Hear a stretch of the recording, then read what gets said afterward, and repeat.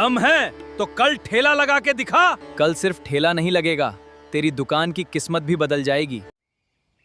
चंदन घाट एक ऐसा गांव था जहां सवेरा मुर्गे की बांग से नहीं बल्कि खेतों में चलने वाले हल की आवाज से होता था।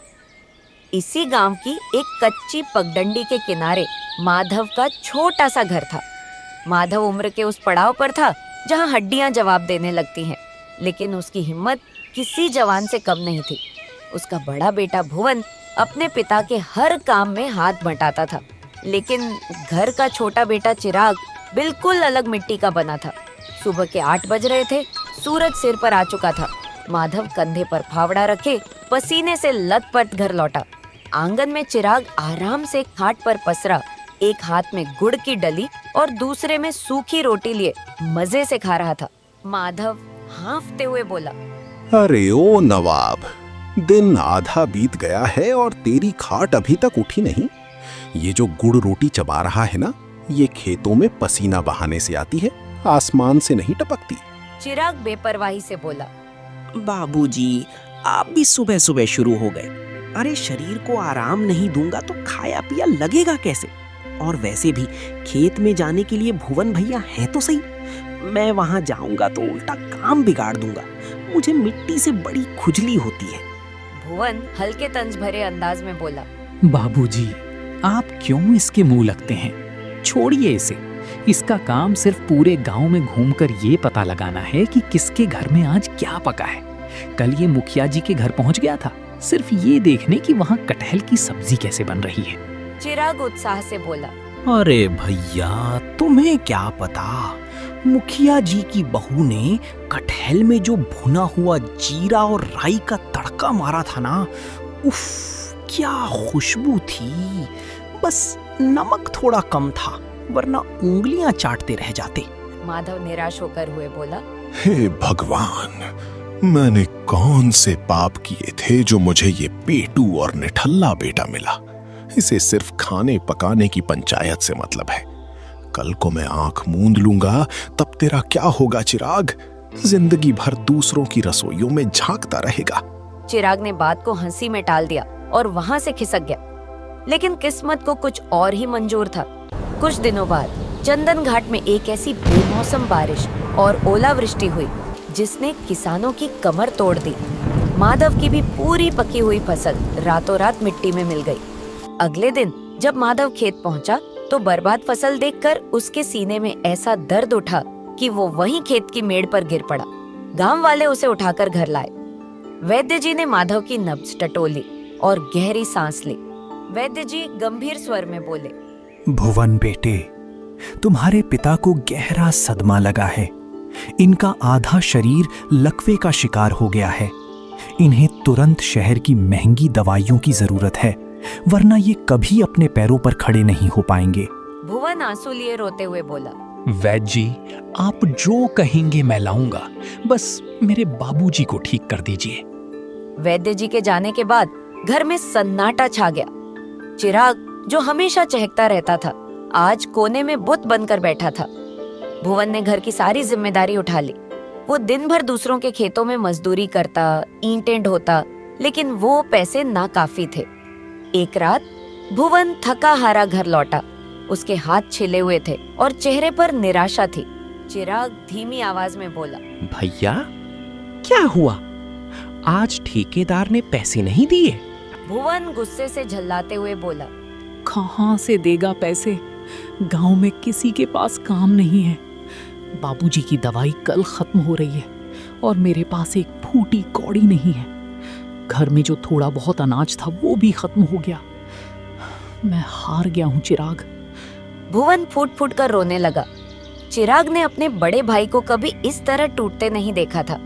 उसके अंदर का सोया हुआ इंसान एकदम से जाग उठा। चिराग हिम्मत भरी आवाज में बोला, भैया, आप रो मत। कल से मैं भी काम पर जाऊंगा। मैं कुछ भी करूंगा, पत्थर तोड़ूंगा, बोरे उठाऊंगा, लेकिन बाबूजी की दवाई रुकने नहीं दूंगा। भुवन अविश्वास भरे स्वर में बोला, तू क्या काम करेगा चिराग? तूने जिंदगी में एक बाल्टी पानी नहीं उठाया। बाजार की दुनिया बहुत जालिम है। वो तेरे जैसे नाजुक लड़कों को एक दिन में चबा जाएगी। अगली सुबह चिराग काम की तलाश में गांव के चौराहे पर खड़ा था, लेकिन उसे कोई काम नहीं मिला। निराश होकर वो नदी के किनारे एक पत्थर पर बैठ गया। तभी गांव के सबसे बुजुर्ग और ज्ञानी दीनानाथ काका वहां से गुजरे। दीनानाथ काका अपनापन में बोले, क्या बात है चिराग बेटा, आज ये खाने पीने का शौकीन लड़का इस तरह मायूस क्यों बैठा है? चिराग मायूस आवाज में बोला, काका, बाबूजी बिस्तर पर हैं, घर में पैसे नहीं हैं। मैं काम करना चाहता हूँ, लेकिन मुझे कुछ आता ही नहीं। बाबूजी सही कहते थे, मैं एक खोटा सिक्का हूँ। दीनानाथ काका हल्की मुस्कान में बोले, खोटा सिक्का भी कभी कभी बड़े काम आ जाता है बेटे। किसने कहा तुझे कुछ नहीं आता? तेरे पास एक ऐसा हुनर है जो इस पूरे गांव में किसी के पास नहीं। चिराग उत्सुकता से बोला, मेरे पास कौन सा हुनर काका? दीनानाथ काका उत्साह बढ़ाते हुए बोले, स्वाद का हुनर। याद है कुछ साल पहले जब नदी किनारे बाढ़ आई थी तो तेरे बाबूजी ने गांव वालों के लिए देसी केकड़ा करी बनाई थी। उसकी महक आज भी लोगों के जहन में है। तेरे खून में वो स्वाद बसा है। तू रोज नई नई डिश चखता है, कमियां निकालता है। तू मजदूरी क्यों करता है? तू वो केकड़ा करी क्यों नहीं बनाता? नदी किनारे ढेरों केकड़े मुफ्त मिलते हैं, बस थोड़ी मेहनत और तेरे स्वाद का जादू चाहिए। चिराग की आंखों में एक नई चमक आ गई। चिराग दौड़ता हुआ घर गया। उसने घर के पिछवाड़े से एक पुरानी काली पड़ चुकी पीतल की हांडी निकाली। भुवन ने उसे हांडी साफ करते देखा तो हैरान रह गया। भुवन हैरानी से बोला, ये क्या कर रहा है तू? इस पुरानी हांडी का क्या करेगा? चिराग उत्साह से बोला, भैया, मैं खाना बनाऊंगा। देसी केकड़ा करी, बाबूजी की पुरानी रेसिपी। आप बस नदी किनारे से केकड़े पकड़ने में मेरी मदद कर दो, बाकी सब मुझ पर छोड़ दो। भुवन गुस्से से बोला, तेरा दिमाग खराब हो गया है। घर में खाने को नहीं है और तुझे मजाक सूझ रहा है। कौन खरीदेगा तेरा खाना? चिराग विनती भरे स्वर में बोला, भैया, मुझ पर एक बार, सिर्फ एक बार भरोसा कर लो। अगर मैं कल कुछ ना कमा पाया तो परसों से तुम्हारे साथ ईंटें ढूंढूंगा। ये मेरा वादा है। भुवन ने चिराग की आंखों में एक अजीब सी जिद देखी और वो मान गया। अगली सुबह दोनों भाइयों ने नदी के किनारे से ताजे देसी केकड़े पकड़े। चिराग ने घर के बचे खुचे मसाले, सूखी लाल मिर्च, साबुत धनिया, थोड़ा सा जीरा और सरसों का तेल निकाला। जब चिराग ने हांडी चूल्हे पर चढ़ाई और मसाले कूटकर सरसों के तेल में छोंक लगाए तो एक ऐसी सौंधी, तीखी और झकझोर देने वाली महक उठी कि भुवन भी चौंक गया। भुवन भावुक होकर बोला, चिराग, ये खुशबू, ये तो बिल्कुल वैसी ही है जैसी बाबूजी के हाथों से आती थी। तूने ये कैसे किया? तूने तो कभी खाना नहीं बनाया। चिराग हल्की मुस्कान से बोला, हाथ मेरे हैं भैया, लेकिन स्वाद बाबूजी का है। मैंने बस दिल से बनाया है। दोपहर को गांव के नुक्कड़ पर एक छोटी सी खटिया पर चिराग ने अपनी हांडी रखी। कोई बोर्ड नहीं, कोई सजावट नहीं, बस हांडी से उठती हुई भाप। काफी देर तक कोई नहीं आया। भुवन निराश होने लगा था। भुवन निराश होकर बोला, मैंने कहा था ना चिराग, कोई नहीं आएगा। चल घर चलते हैं। तभी वहां से चंदन घाट का सबसे बड़ा ठेकेदार राम सिंह गुजरा। वो बहुत भूखा था। हांडी से उठती खुशबू ने उसके कदम रोक लिए। राम सिंह जिज्ञासा से खुशबू सूंघते हुए बोला, अरे ओ लड़के, ये क्या बेच रहा है? खुशबू तो बड़ी गजब की आ रही है। चिराग सम्मान से बोला, मालिक, ये देसी केकड़ा करी है, एकदम गांव के मसालों में पकी हुई। एक दोना खाकर देखिए, स्वाद ना आए तो पैसे मत दीजिएगा। राम सिंह ने झिझकते हुए एक दोना लिया। जैसे ही उसने पहला निवाला छका, उसकी आंखें फैल गईं। राम सिंह हैरानी बोला, अरे वाह, क्या बात है! ऐसा गाढ़ा मसाला और कीकड़े का ऐसा ताजा स्वाद। राम सिंह के खाने की तारीफ सुनकर धीरे धीरे वहां भीड़ जुटने लगी। उस दिन शाम होने से पहले ही चिराग की पूरी हांडी खाली हो गई। दोनों भाइयों की जेब पैसों से भर गई। भुवन खुशी के साथ बोला, तूने कर दिखाया चिराग। आज की कमाई से बाबूजी की हफ्ते भर की दवाई आ जाएगी। चिराग की देसी केकड़ा करी कुछ ही दिनों में पूरे चंदन घाट में मशहूर हो गई। जो चिराग कभी सुबह उठता नहीं था, वो अब मुंह अंधेरे उठकर केकड़े पकड़ता, सिलबट्टे पर अपने हाथों से मसाले पीसता और भट्टी की आंच के सामने घंटों खड़ा रहता। बाबूजी की सेहत में भी सुधार होने लगा, लेकिन ये कामयाबी गांव के सबसे अमीर और घमंडी इंसान सेठ गजानन को खटकने लगी। गजानन का चौराहे पर एक बहुत बड़ा ढाबा था, गजानन भोजनालय। लेकिन चिराग के आने के बाद गजानन के ढाबे पर कुत्ते लौटने लगे थे। एक रात गजानन ने अपने वफादार नौकर रंगा को बुलाया। गजानन जलन से बोला, रंगा, ये कल का छोकरा मेरी नाक के नीचे मेरी दुकान बंद करवा रहा है। मेरे ग्राहक उसकी उस सड़ी हुई हांडी के पीछे पागल हो गए हैं। आखिर वो ऐसा क्या जादू डालता है अपनी करी में? रंगा धीमे स्वर में बोला, सेठ जी, वो लड़का कोई खास पिसा हुआ मसाला इस्तेमाल करता है। वो रोज रात को मसाला पीसकर एक मिट्टी के कुल्हड़ में रख देता है और सुबह उसी का तड़का लगाता है। सारा खेल उसी कुल्हड़ का है। गजानन कुटिल मुस्कान के साथ बोला, तो फिर वो कुल्हड़ कल सुबह उसके ठेले तक नहीं पहुंचना चाहिए। आज रात ही जा और उसके मसाले में कुछ ऐसा मिला दे कि कल जो भी उसकी करी खाए वो जिंदगी में दोबारा केकड़े का नाम ना ले। रात के अंधेरे में रंगा चुपके से चिराग के घर के पिछवाड़े पहुंचा और उस कुल्हड़ में रखे ताजे मसालों में एक कड़वा, सड़ा हुआ और बदबूदार चूर्ण मिला दिया। अगली सुबह चिराग हमेशा की तरह उठा। उसने बिना किसी शक के उसी कुल्हड़ से मसाला निकाला और करी बना ली। उसे जरा भी अंदाजा नहीं था कि आज उसकी हांडी में स्वाद नहीं, गजानन की रची हुई साजिश पक रही है। नुक्कड़ पर ठेला लगते ही भीड़ जमा हो गई। सबसे पहले राम सिंह ने धोना लिया और मुंह में डाला। राम सिंह करी चखते ही गुस्से से बोला, थू थू, ये क्या है चिराग? ये कैसा सड़ा हुआ कड़वा स्वाद है? क्या तू हमें जहर खिला रहा है? चिराग सफाई देते हुए बोला, मालिक, ऐसा कैसे हो सकता है? मैंने तो रोज की तरह ही बनाया है। ग्राहक गुस्से में दोना फेंकते हुए बोला, 4 दिन क्या पैसे कमा लिए, तेरी नीयत खराब हो गई। बासी केकड़े और जले हुए मसाले खिला रहा है, बेईमान कहीं का। चारों तरफ हंगामा मच गया। लोग चिराग को गालियां देने लगे। तभी वहाँ सेठ गजानन आ पहुँचा। गजानन ताने मारते हुए बोला, अरे गांव वालों, मैंने तो पहले ही कहा था, ये नौसिखिया क्या खाना बनाएगा। खाना बनाना एक कला है जो सिर्फ हम जैसों को आती है। छोड़ो इस भिखारी को, आओ मेरे ढाबे पर, आज सबको मुफ्त में खाना खिलाऊंगा। भीड़ गजानन के ढाबे की तरफ मुड़ गई। चिराग अपनी भरी हुई हांडी के पास अकेला सुन्न खड़ा रह गया।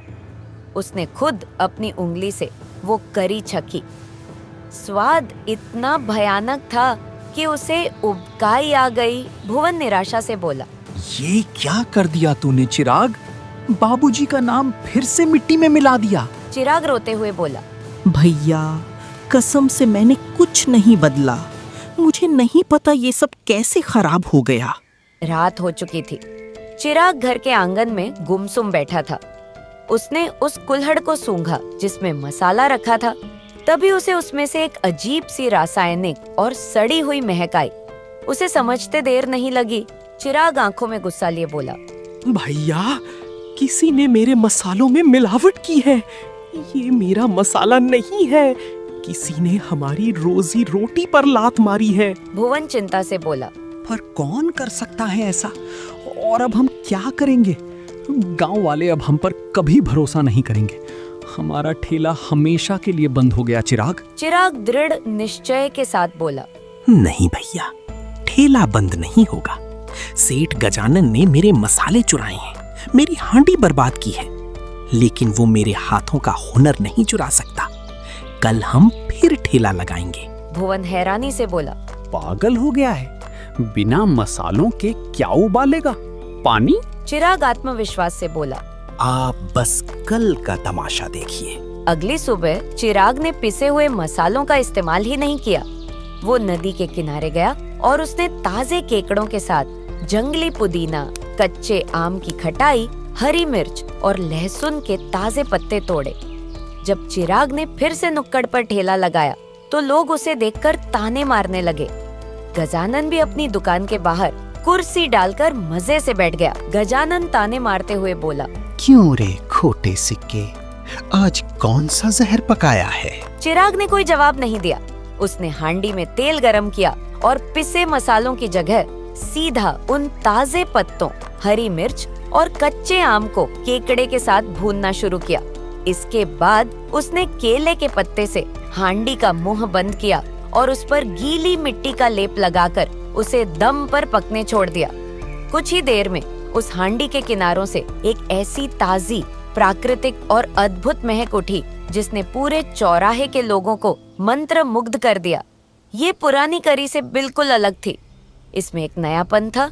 महक इतनी तेज थी कि जो लोग कल चिराग को गालियां दे रहे थे वो खुद ब खुद हांडी के पास खींचे चले आए। राम सिंह ललचाई नजरों से बोला, महक तो आज भी गजब है, लेकिन कल की तरह धोखा तो नहीं? चिराग विनम्रता से बोला, राम सिंह जी, कल मेरे मसालों में किसी ने जहर मिलाया था, लेकिन आज इसमें कोई पिसा मसाला नहीं है, सिर्फ खेतों की ताजगी है।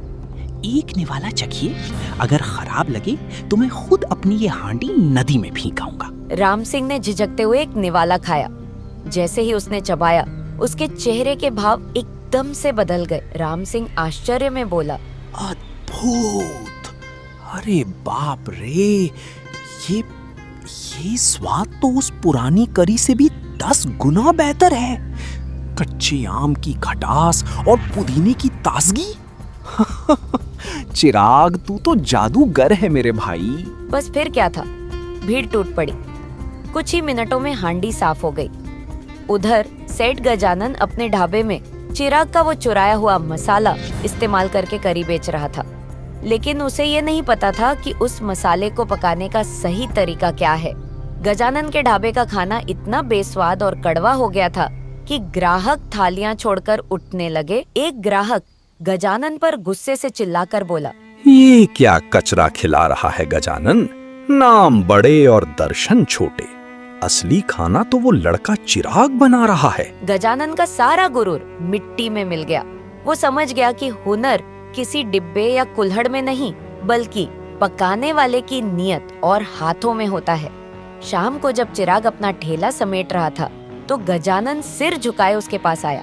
उसके हाथ में चिराग का वो खाली कुल्हड़ था। गजानन शर्मिंदगी से कांपते हुए बोला, मुझे माफ कर दे बेटा, मैंने ही तेरे मसालों में मिलावट करवाई थी। मुझे लगा था तेरा राज इस मिट्टी के बर्तन में है, लेकिन मैं गलत था। इंसान किसी का सामान चुरा सकता है, लेकिन उसका हुनर नहीं। भुवन गुस्से में आगे बढ़ा, लेकिन चिराग ने उसे रोक लिया। चिराग शांत भरे स्वर में बोला, सेठ जी, आपने मेरा एक रास्ता बंद किया तो मैंने दूसरा खोज लिया, क्योंकि मुझे अपने हुनर पर भरोसा था, किसी मसालदानी पर नहीं। आप अगर दूसरों को गिराने के बजाय अपने खाने को बेहतर बनाने में मेहनत करते तो शायद आज आपको ये दिन नहीं देखना पड़ता। गजानन वहाँ से चुपचाप चला गया। उस दिन के बाद उसने कभी किसी के साथ बेईमानी नहीं की। जब दोनों भाई खुशी खुशी घर लौटे तो उन्होंने देखा कि माधव दरवाजे पर लाठी के सहारे खड़ा उनका इंतजार कर रहा है। उसकी सेहत में काफी सुधार था। माधव रोते हुए बोला, मुझे माफ कर दे मेरे बेटे, मैंने तुझे हमेशा खोटा सिक्का समझा, लेकिन आज तूने साबित कर दिया कि खोटा सिक्का भी जब मेहनत की आग में तपता है तो खरा सोना बन जाता है। मुझे तुझ पर गर्व है। चिराग ने मुस्कुराते हुए अपने पिता के पैर छुए। चंदन घाट का वो आलसी लड़का आज पूरे इलाके का सबसे मशहूर और मेहनती इंसान बन चुका था। उसने साबित कर दिया था कि सच्चाई और हुनर को चाहे जितनी साजिशें रोकने की कोशिश करे, उसकी महक एक न एक दिन पूरी दुनिया में फैल ही जाती है।